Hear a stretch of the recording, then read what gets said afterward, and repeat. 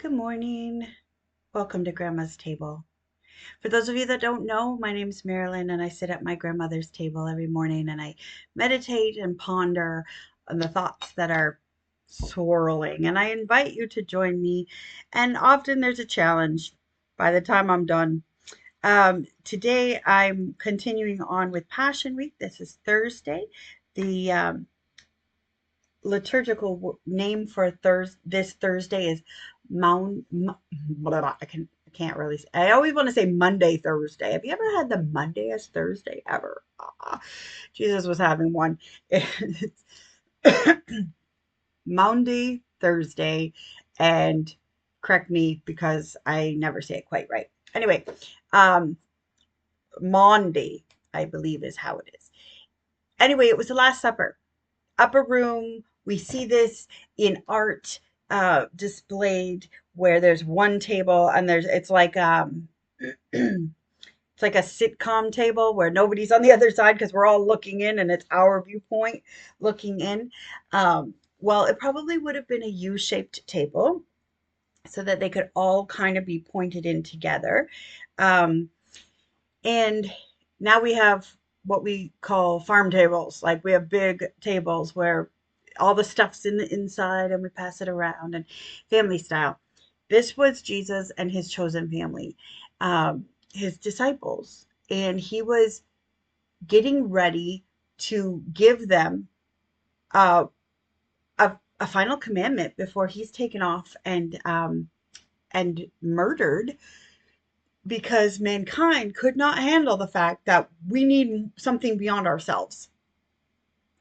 We like having religious laws and structure, and then we think if we check all those boxes, we got this, we're good.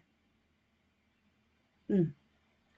However, Jesus was going to serve his disciples, physically serve them, and metaphorically serve them. And he was about to give them one last mandate, hence the Monday, Thursday, the mandate Thursday. He's going to give them one more commandment. He'd already talked in his ministry about what the greatest commandment is: love the Lord your God with all your heart, soul, and mind, and soul, heart, soul, mind, and um, then love your neighbor as you love yourself. But here's the clicker. He's about to give a different command. You know how Monday he flipped tables because people were getting in the way of other people's walk with God and connection with God? And then Tuesday and Wednesday, he's talking about all these parables and he's saying, hey, yo, you have the divine image on you. Give God yourself. Give to Caesar what's Caesar's and give God what is God. Huh. Then he says on Thursday, I'm serving you, I'm washing your feet. There's a lot of tradition in that. We don't have time to get into that right now. But it was an act of love, a service love, a king who served. They wanted a king who warred, a king who beat up other people, a king who geopolitically took over and said, no, no, no, I'm going to be militant in my control. And Jesus said, no, no, no, I'm a king that loves. I'm going to be loving and I will guide you and change you and rule you in love. Now, so much so that he was willing to go die for this message. He was willing to give his life and sacrifice his life because he loved the people he had come to serve, which is all of us. And we were so closed off to this message that we killed him. Um, and Jesus' last commandment on that Thursday, before going off to pray, before getting betrayed, his message was not love your neighbor as you love yourself. It's love as I have loved you.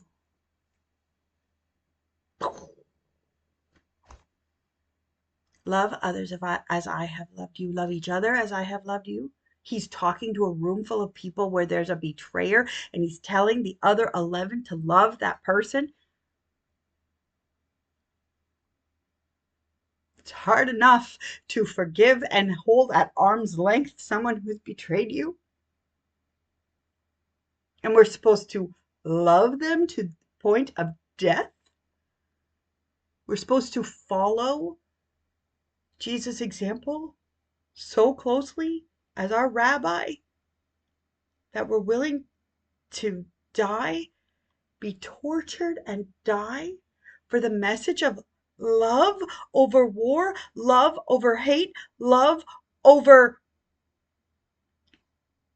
throwing this political thing in there, gas prices. Like, we're supposed to love the way Jesus loved. He flipped another table. It was not at the temple. We like to say, oh, those Pharisees, ha ha ha, they had it coming. We think we're so good. They flipped the tables. He did this, he did this. He walked around with a whip and he sent all the animals out into the street. And we go, oh, we would be like Peter and we'd want to serve God and we want this and this and this.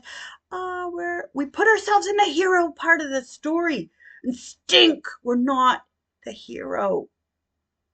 Let's start to decenter ourselves. Let's start to understand we are to love the way Jesus did.